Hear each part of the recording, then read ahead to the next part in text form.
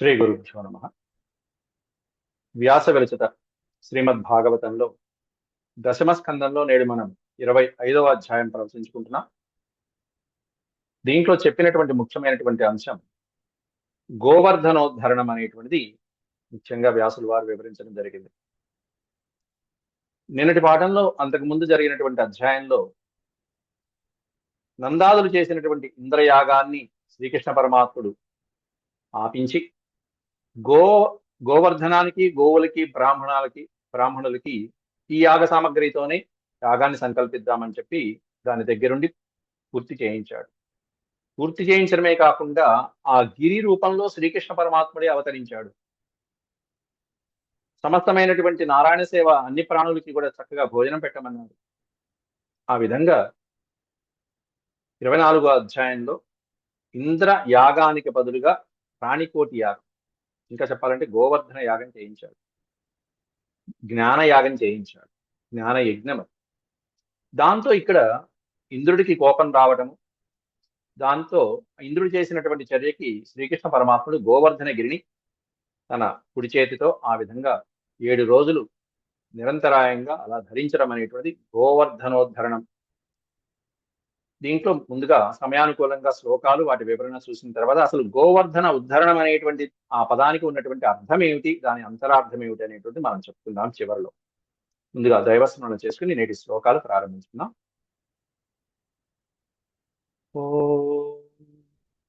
శుక్లాంబరధరం విష్ణుం శశివర్ణం చతుర్భుజం ప్రసన్నవదనం ధ్యాయేత్ సర్వవిఘ్నోపశాంతయే. వ్యాసం వసిష్ఠనప్తారం శక్తేః పౌత్రమకల్మషం పరాశరాత్మజం వందే సుఖతాతం తపోనిధిం.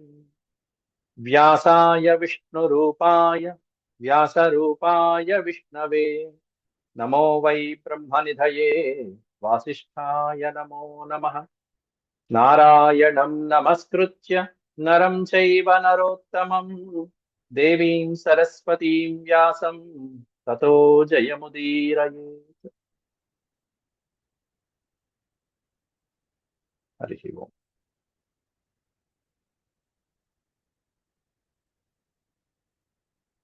ఇరవై 25వ అధ్యాయం పంచవింశోధ్యాయ.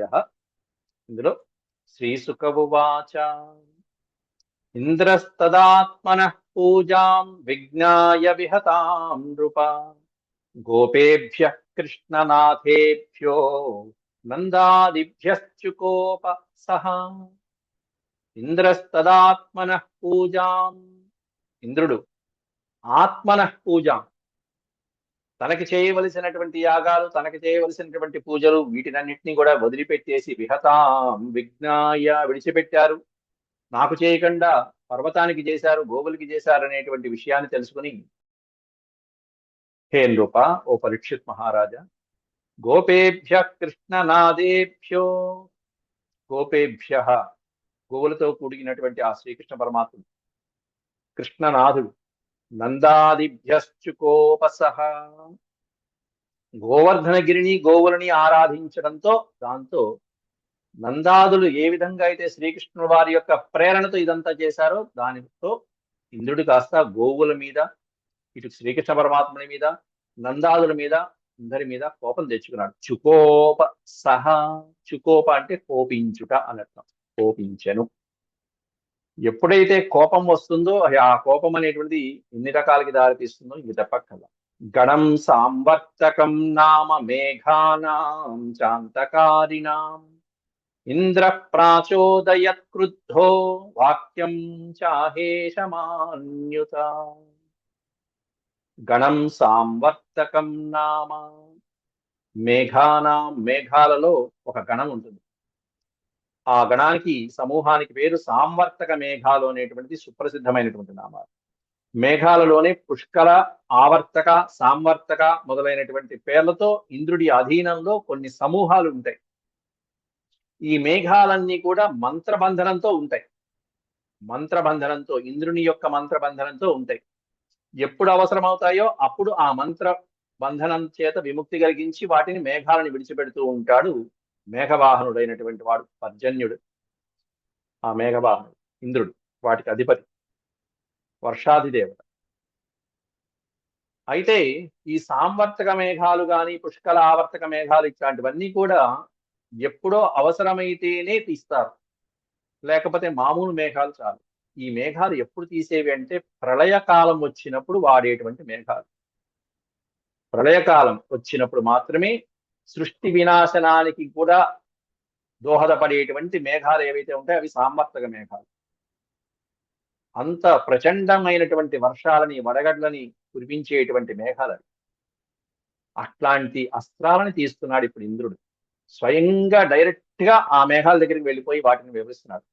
గణం సాంవర్తకం నామ మేఘానాం చాంతకారిణాం.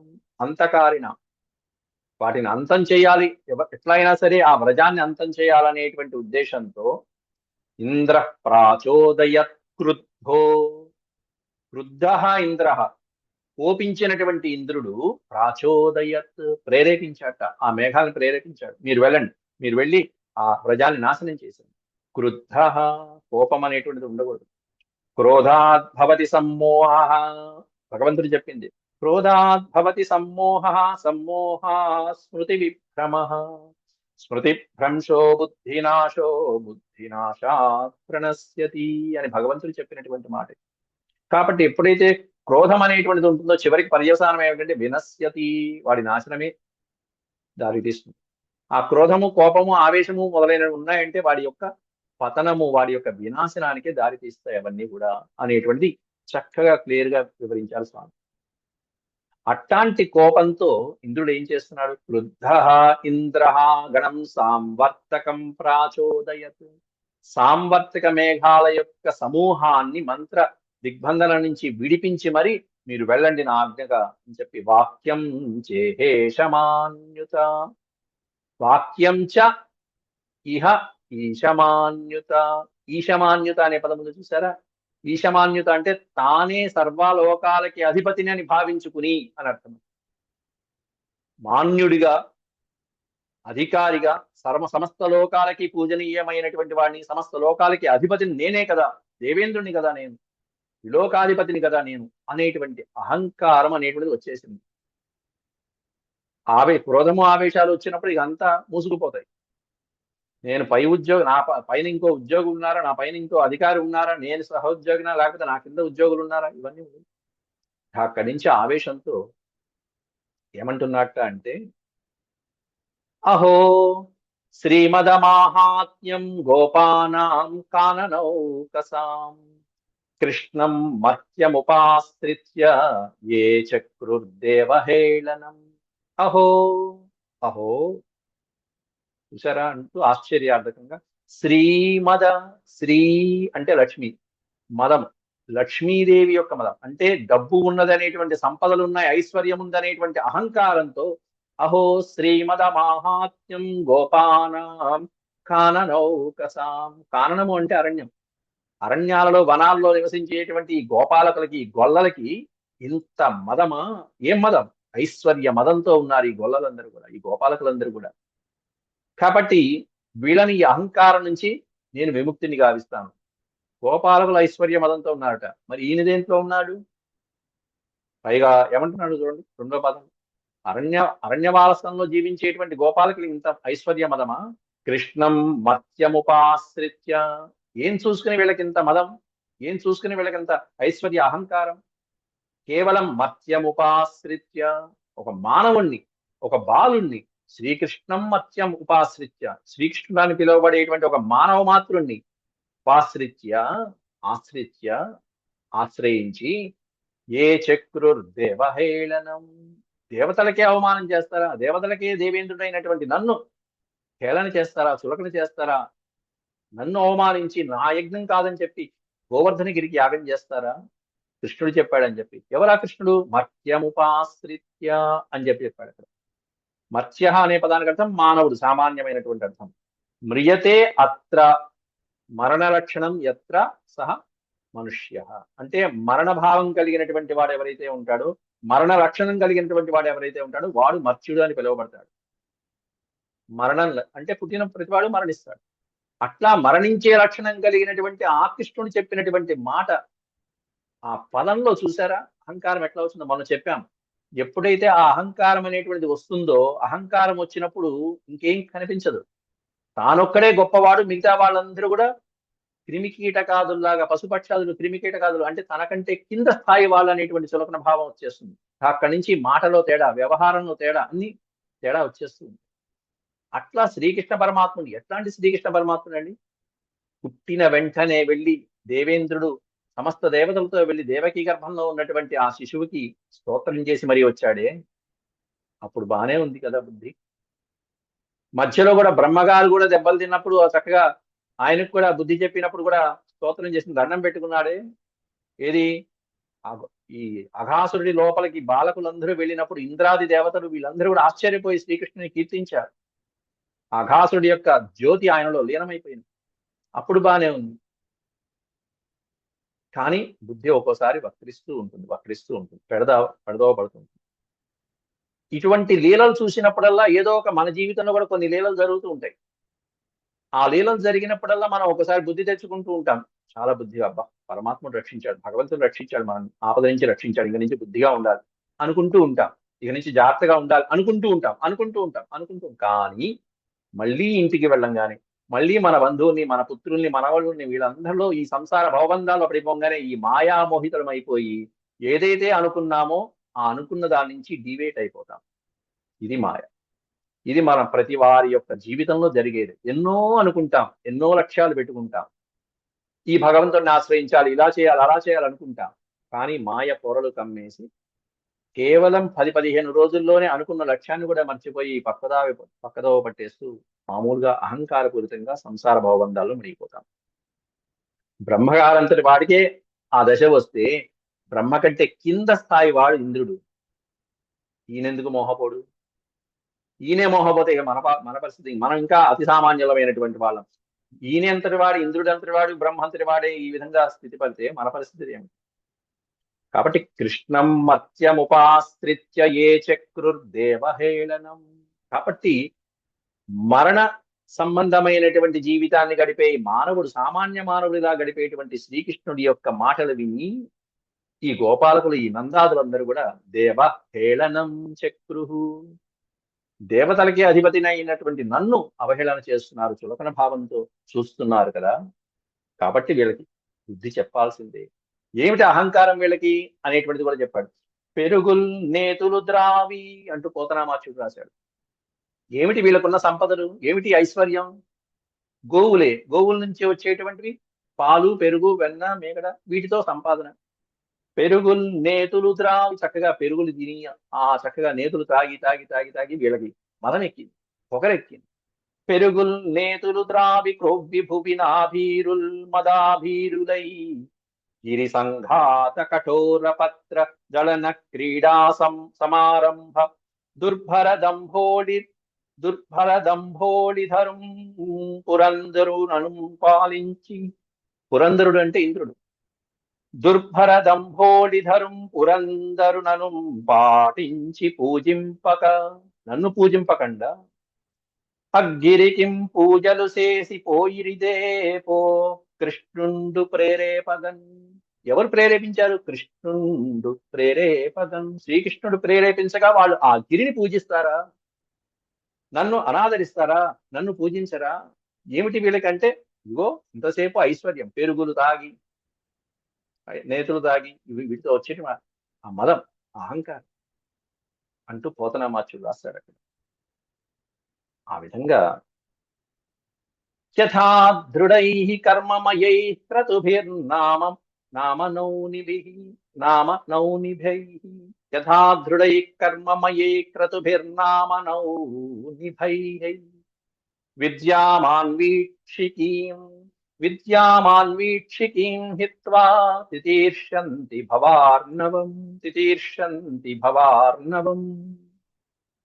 యథా దృఢై కర్మమయై. బ్రహ్మ విద్య సంపాదించినటువంటి వాడే మోక్షానికి అర్హుడు. ఆ బ్రహ్మ విద్య సంపాదించకుండా, అంటే సంసారం అనేటువంటి సముద్రాన్ని దాటాలి అంటే ఏముండాలంటే అత్యద్భుతమైనటువంటి సాధనం ఏమిటంటే బ్రహ్మ విద్య అనేటువంటి చక్కటి నౌక ఉండాలి. ఆ నౌక సాధనంతో, బ్రహ్మ విద్య అనేటువంటి నౌక సాధనంతో సంసార సాగరాన్ని అవలీలగా దాటగలడు సాధకుడైనటువంటి వాడు. యథా దృఢై, ఆ ఎటువంటి నౌక? దృఢమైనటువంటి కర్మమయమైనటువంటి నౌక. కర్మ చేస్తూనే ఉంటాడు. చేస్తున్నా కూడా ప్రతి కర్మలోనూ భగవంతుడికి సమర్పించి చేసేటువంటి సాధకుడు, ఆ బ్రహ్మవాది అయినటువంటి సాధకుడు మాత్రమే ఈ భవార్ణవాన్ని సులభంగా దాటగలుగుతాడు. విద్యామాన్వీక్షికీం హిత్వా, అటువంటి బ్రహ్మ విద్యని కాదని చెప్పి, అదేం అక్కర్లేదని చెప్పి, అటువంటి బ్రహ్మ విద్య కాకుండా అజ్ఞానులైనటువంటి వాళ్ళు ఏం చేస్తుంటారు? ఓ చిన్న చిన్న ఓటి పడవ, ఓ చెక్క మొక్కలో, తెడ్డు మొక్కలో తెచ్చుకుంటూ ఈ కర్మలు, యజ్ఞయాగాదులు అనేటువంటి కర్మలతోనూ, లేకపోతే ఇంకో దైనందిన జీవితం కార్యక్రమాలతోనూ, పారాయణలని, వ్రతాలని, తపస్సులని, నిష్ఠలని, ఇటువంటి సామాన్యమైనటువంటి కర్మల ద్వారా మూర్ఖులైనటువంటి వాళ్ళు సంసారాన్ని దాటడానికి ప్రయత్నిస్తుంటారు. కానీ వాళ్ళ తరం కాదు. అవి ఎట్లాంటివి ఆ కర్మలంటే? ఓటి పడవలు లాంటివి, పగిలిపోయినటువంటి నీళ్లు పైకి వచ్చేటువంటి పడవలు లాంటివి, అలా కాస్త దూరం ప్రయాణించగానే లోపల మునిగిపోయేటువంటి పడవలు, పనికిమాలిన పడవలు. అటువంటి కర్మలని ఆశ్రయించే మూర్ఖుల వలె వీళ్ళు ఈ భవసాగరాన్ని దాడదామనుకుంటున్నారు అని తనకి తానే ఇంద్రుడు చెప్పుకుంటున్నాడు. అంటే ఇక్కడ ఏమని అంటున్నాడంటే, ఇక్కడ ఒక రకంగా తానే ఇంద్రుడు తనంతట తానే బ్రహ్మ విద్యని అనేటువంటి భావంలోకి వచ్చేశాడు. ఇంద్రుణ్ణి పూజిస్తే బ్రహ్మ విద్య సంపాదించినటువంటి సాధకుడు ఏ విధంగా తరిస్తాడో, నన్ను పూజించిన వాళ్ళు తరిస్తారు కదా. వాళ్ళు ఎవరిని పూజిస్తున్నారు? కేవలం మత్స్యుడైనటువంటి శ్రీకృష్ణ పరమాత్ముడి యొక్క చెప్పిన సలహా మేర గిరిని పూజించారు. ఇప్పుడు గిరి ఎట్లాంటిది? వీళ్ళేమన్నా మూర్ఖులు లాంటి వాళ్ళు. మూర్ఖులైనటువంటి వాళ్ళు ఓటి పడవని పట్టుకుని సముద్రం దాటడం ఎట్లాగో, అలాగే వ్రజభూమిలో ఉన్నటువంటి వాళ్ళు వీళ్ళు గిరిని పట్టుకునో, ఆ పిల్లవాడైనటువంటి కృష్ణుని పట్టుకునో మోక్షాన్ని సంపాదించడం అసంభవం. ఆ సంసార సాగరాన్ని దాటడం అసంభవం. దేన్ని పట్టుకుంటే సాధించవచ్చు అంటే, నన్ను పట్టుకుంటే అని ఇంద్రుడు తనంతట తానే బ్రహ్మ విద్య అనేటువంటి భావంలోకి వెళ్ళిపోయాడు. అంటే నా కోసం యజ్ఞాలు చేస్తే, నన్ను సంతృప్తి పడిస్తే అప్పుడు మోక్షం సాధిస్తారు ఎవరైనా అనేటువంటి భావనలోకి వెళ్ళిపోయాడు ఈ పిచ్చి ఇంద్రుడు, పాపం అమాయకుడు. పైగా ఇక్కడ ఏమంటున్నాడు చూడండి శ్రీకృష్ణ పరమాత్ముని. వాచాలం బాలిసం, శ్రీకృష్ణ పరమాత్ముని నిందించినటువంటి శ్లోకం ఇక్కడ. ఇంద్రుడు ఈ విధంగా ఎవరూ నిందించలేదు ఇంతవరకు. వాచాలం బాలిషం స్తబ్ధమగ్నం, స్తబ్ధమగ్నం, ఇక్కడ మా అనేటువంటి అక్షరం దగ్గర విడదీసుకుంటే స్తబ్దం, అగ్న, అగ్నుడు, అజ్ఞాని.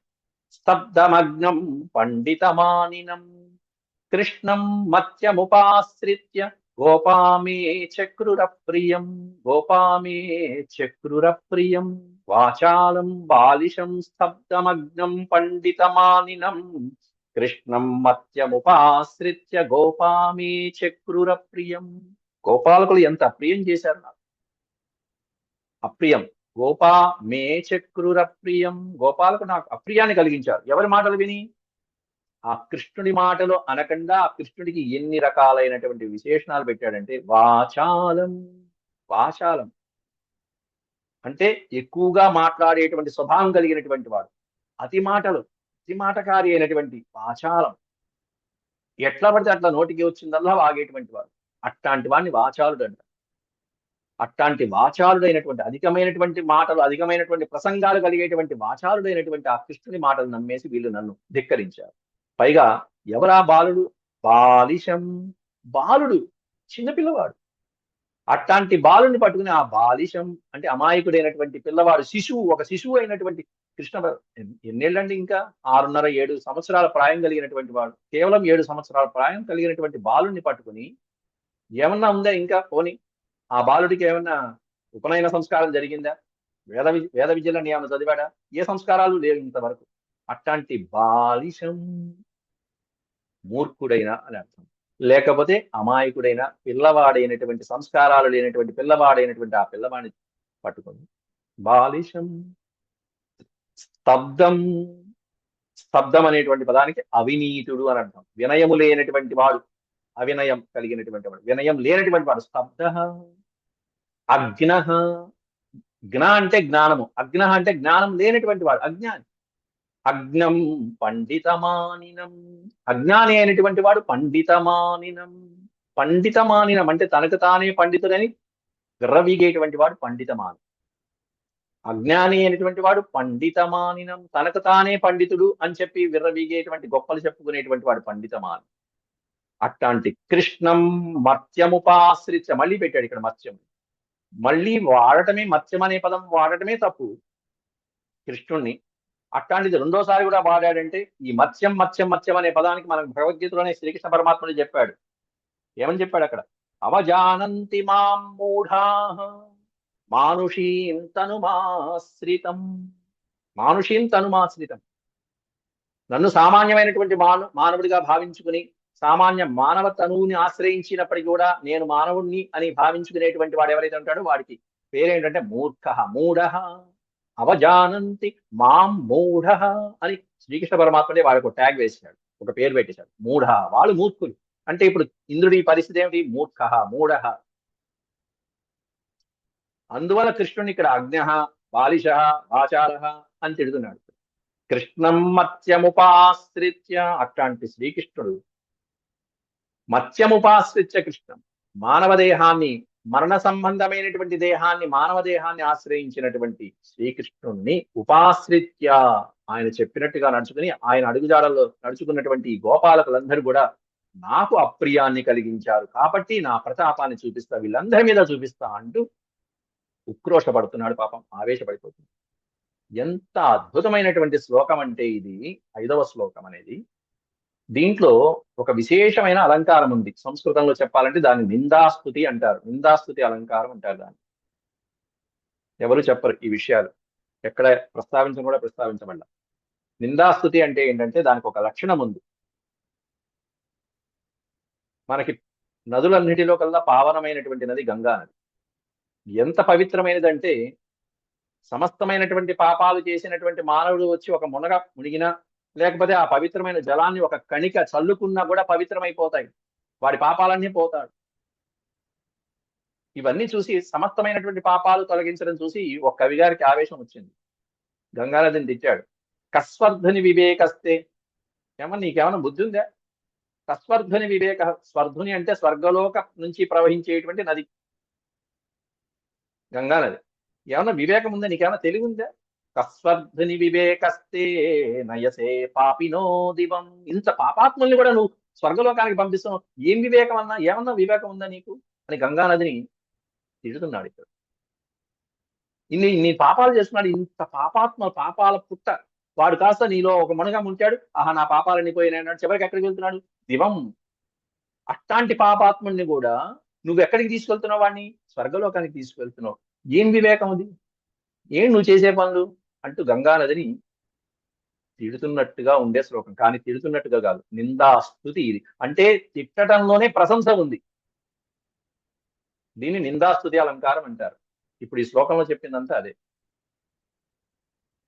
అంటే దాని అర్థం ఏంటంటే పాపాత్ములు ఎన్ని పాపాలు చేసినటువంటి వాడికైనా సరే స్వర్గలోక ప్రాప్తిని కలిగించేటువంటి నది, ఏకైక నదీమ తల్లి ఎవరైనా ఉన్నారంటే ఆవిడ గంగా అమ్మ, నీకు నమస్కారం అమ్మా అని చెప్పి దాంట్లో ఆ శ్లోకంలో ఉన్న అలంకారం. కస్వర్ధుని వివేకస్తే నయసే పాపినో దివం. అలా ఇక్కడ ఈ వ్యాసుడు ప్రయోగించినటువంటి ఒక్కొక్క పదం వివరించుకుంటూ వెళ్తే వాచాలం. వాచాలము అంటే అధికమైనటువంటి వాక్కులు. అధికమైనటువంటి వాక్కులు ఎక్కడ ఉంటాయంటే కేవలం అధికమైనటువంటి అంటే మంచి బరువు ఉన్నటువంటివి. అటువంటి వాక్యాలు ఏమన్నా ఉన్నాయంటే వేదవాక్కులు తప్ప ఇంకోటి కాదు. వాచాలం అటువంటి వేద వాక్యాలు, వేదాలు, శృతులు, ఇతిహాసాలు, పురాణాలు మొదలైనటువంటి వాక్యాలు ఏవైతే ఉంటాయో అటువంటి అధికమైనటువంటి వాక్యములు కలిగినటువంటి వాడివి వాచాలం నువ్వు నాయన అని చెప్పడం దాంట్లో ఉన్నంతర. బాలిశం. బాలిశము అంటే ఎవరు బాలుడు? ఒక క్షణం ఆనందంగా ఉంటాడు, మరుక్షణంలో ఏడుస్తూ ఉంటాడు, మరుక్షణం ఆనందంగా ఉంటాడు. ఎవరైనా ఇంట్లో పెద్దవాళ్ళు ఏదైనా తింటే వాడికి ఏదైనా దొరకకపోతే ఏడుస్తూ ఉంటాడు, మరుక్షణం ఆనందం. వాడికి పాదంతా మర్చిపోతాడు. ఆనందమయ స్వరూపం అంటే సుఖమైన దుఃఖమైన కూడా రెండింటినీ సమానంగా తీసుకునేటువంటి సమత్వం కలిగినటువంటి వాడు ఎవరైతే ఉంటాడో వాడు బాలిషుడు. ఇది రెండో అర్థం. ద్వంద్వాలలో ద్వంద్వము అంటారు. సుఖము దుఃఖము, లాభము నష్టము, వీటిని ద్వంద్వాలు అంటారు. ఈ ద్వంద్వాలలో ఎవరైతే సమానంగా ఉంటారో భగవద్గీతలో అట్లాంటి వాడిని మహా కిరీటాన్ని ఎక్కిచ్చేస్తారు. వాడు యోగి, పరమయోగి, ద్వంద్వాలలో సమానంగా ఉండేటువంటి వాడు. సమత్వం యోగ ఉచ్యతే అన్నారు. అందుకే ఎవరా సమానంగా ఉండేవంటే పసిపిల్లలు. పిల్లల్ని చూడండి, ఇంట్లో అమ్మ నాన్న కొడతారు, ఏడుస్తాడు, అల్లరి చేస్తాడు, మళ్ళీ వాడేమైనా పెద్దవాళ్ళు ఏమైనా నవ్వించగానే హాయిగా నవ్వుతూ ఉంటాడు, పాతది మర్చిపోతాడు. ఆనందం, ఆనందమయ స్వరూపుడు. ఇంత ఆనందమయ స్వరూపుడు ఎవరైతే ఉంటాడో వాడు బాలిష అనబడతాడు. బాలిషం ఎవరై అంటే పరమాత్ముడు. ఎందుకంటే ఆనందమయ స్వరూపుడైనటువంటి ఆయన మించినటువంటి ఆనంద స్వరూపం ఇంకోటి లేదు. అలాగే స్తబ్దం, స్తబ్దం, స్తబ్ధ అనే పదం. ఏమిటి స్తబ్ధ? ఇందాక మనం చెప్పుకున్నాం, అవినయం అని చెప్పాం. ఇందాక వినయం లేదు ఈయనకి, అస్సలు లేదు. కృష్ణుడికి అసలు వినయమే లేదు. పెద్దవాళ్ళకి నమస్కారం పెట్టాడు. అసలు పెద్దవాళ్ళు ఎవరైనా కనిపిస్తే నమస్కారం పెట్టడం అవన్నీ కదా వినయ విధేయతలు అంటే. ఎందుకు నిస్తబ్ధ అన్నాడు? అసలు ఈయన నమస్కారం పెట్టవలసినటువంటి స్థాయిలో ఉన్నటువంటి వాళ్ళు ఎవరైనా ఉంటే కదా. అందరికీ ఈయన నమస్కారం అనేటువంటిది పెట్టవలసిన స్థాయి ఉంది. అందరూ ఈయనకి నమస్కారం పెట్టాలి. బ్రహ్మదేవుడు కూడా వచ్చి ఈయనకి నమస్కారం చేయవలసిందే. మిగతా వాళ్ళందరూ ఈయన కంటే తక్కువ అధికారులైనటువంటి వాళ్ళు, ఈయన కింద స్థాయిలో ఉండేటువంటి వాళ్ళు. అట్లాంటప్పుడు ఆయన ఎవరికి నమస్కారం పెట్టవలసిందే? ఎవరికి పెట్టవక్కర్లేదు కదా. కాబట్టి స్తబ్ధం అనేటువంటి పదం కరెక్ట్ పదం ఆయనకి. అంటే ఆయన స్థాయి అంత అత్యున్నతమైనటువంటి స్థాయిలో ఉండేటువంటి వాడు స్తబ్ధ. అది అగ్నం పండితమానినం. అగ్న, జ్ఞ అంటే జ్ఞానము. ఆ అనేటువంటిది బ్రహ్మవాచకం. ఎప్పుడు కూడా పరబ్రహ్మ వాచకం ఆ అనేటువంటి అక్షరం. అటువంటి పరబ్రహ్మ వాచకమైనటువంటి జ్ఞానాన్ని కలిగినటువంటి వాడు ఎవరైతే ఉంటాడో అజ్ఞ. అంతేగాని అజ్ఞాని అనే అర్థం తీసుకోకూడదు. ఇక్కడ రెండు అక్షరాలని రెండు పదాలుగా భావిస్తే, ఆ రెండు అక్షరాలని రెండు పదాలుగా భావిస్తే అజ్ఞ, బ్రహ్మ పదార్థాన్ని తెలుసుకున్నటువంటి వాడు పరమాత్మ, అతడు అజ్ఞ. అంతే, నిజమే కదా. ఆయనే బ్రహ్మ పదార్థం. ఆయన గురించి ఆయనకే తెలుసు, ఇంకెవరికి తెలుసు? వేదాలకు కూడా తెలియదు. అట్లాంటి వాడు పండితమానినం.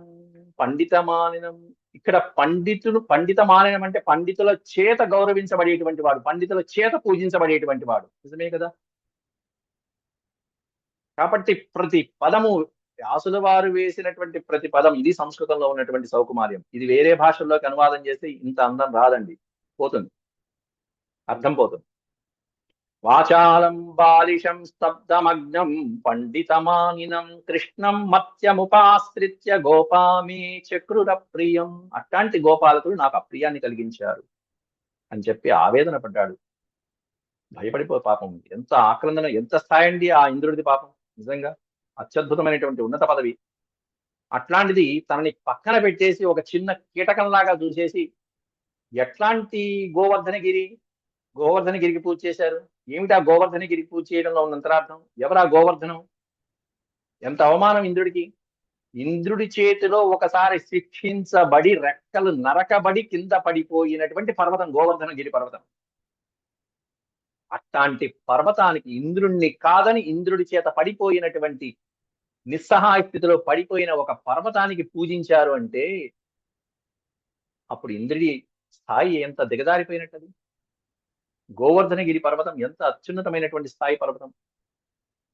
నిన్న మనం చెప్పుకున్నాం, ఆ గోవర్ధనగిరిలోనే స్వామి శ్రీకృష్ణ పరమాత్ముడు బృహద్ రూపంలో కనిపించి వాళ్ళు పెట్టినటువంటి నైవేద్యాలన్నీ కూడా స్వామి హాయిగా ఆరగించారు, చూపించారు గోపాలకులందరికీ. స్వామి ఇక్కడ దగ్గర ఉండి చూపించారు, అదిగో గోవర్ధనగిరి, ఈ విధంగా స్వామి చూడండి, లోపల చూడండి అంటూ వాళ్ళందరికీ చూపించడమే కాకుండా తనకి తాను, తన ఆత్మకి నమస్కారం చేసుకున్నాడు శ్రీకృష్ణ పరమాత్ముడు. ఇట్లా గిరిలోనే కాదు, ప్రతి ప్రాణిలోనూ అంతర్యామిగా ఉండేటువంటి వాడు పరమాత్ముడు, శ్రీకృష్ణ పరమాత్ముడు. అట్లాంటి జగన్నివాసుడైనటువంటి అంతర్యామి శ్రీకృష్ణ పరమాత్ముడు ఆ గోవర్ధనగిరి పర్వతమే కాకుండా, అందుకే సమస్త ప్రాణులకి కూడా భోజన పదార్థాలు పెట్టమన్నాడు.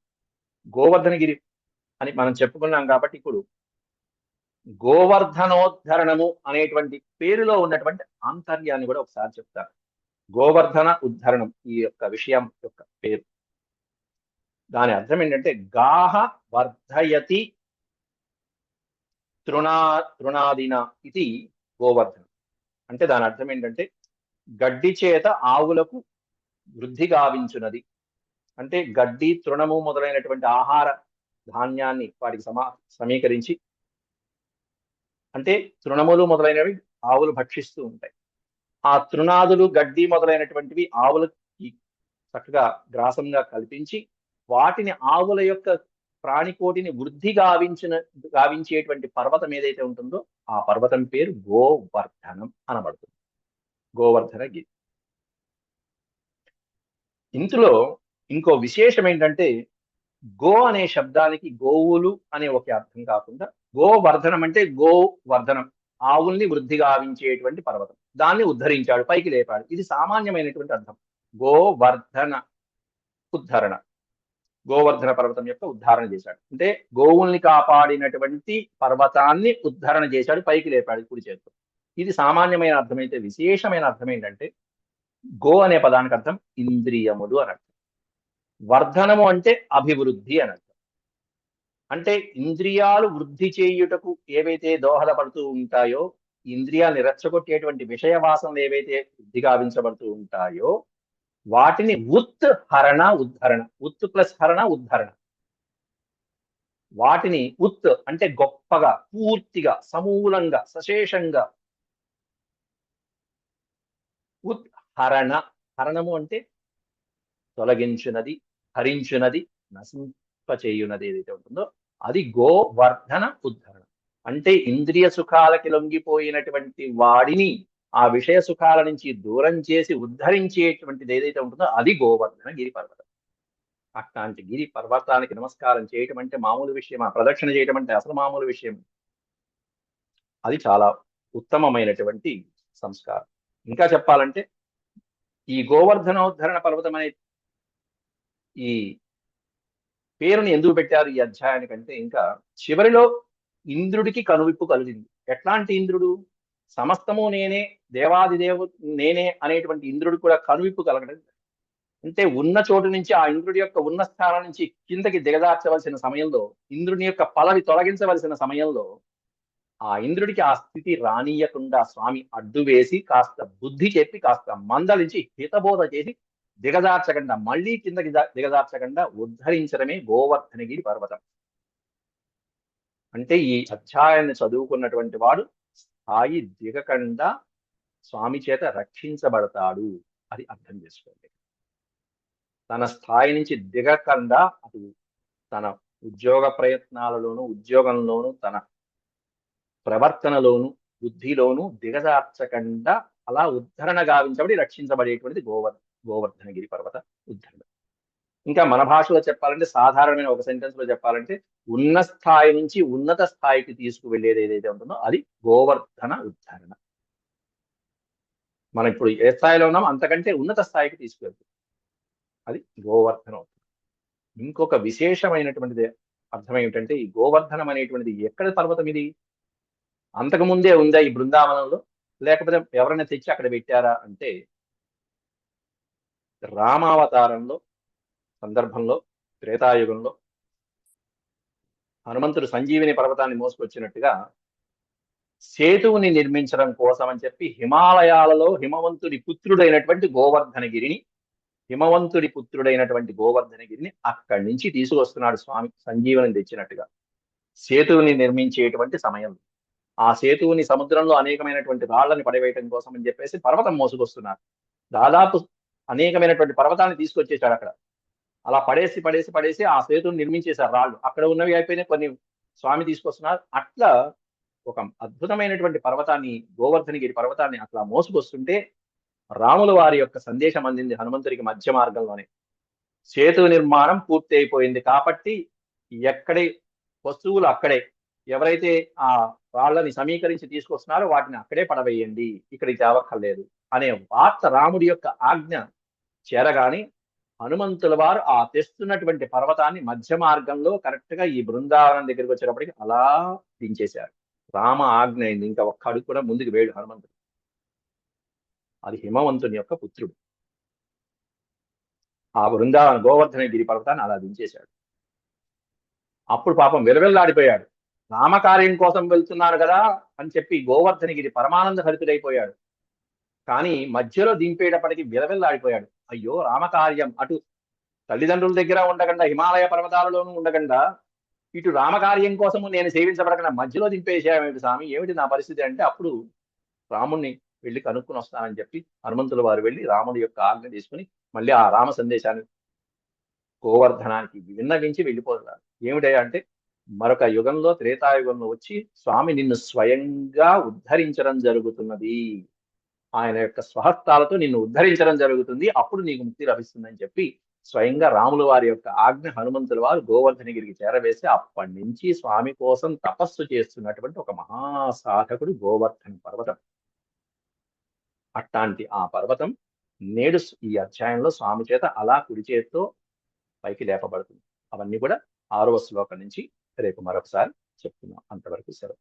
ఓం శాంతి శాంతి శాంతి. యదక్షరపద భ్రష్టం మాత్రాహీనం చ యద్భవేత్ తత్సర్వం క్షమ్యతాం దేవ నారాయణ నమోస్తుతే. సర్వం శ్రీకృష్ణార్పణమస్తు. హరి ఓం.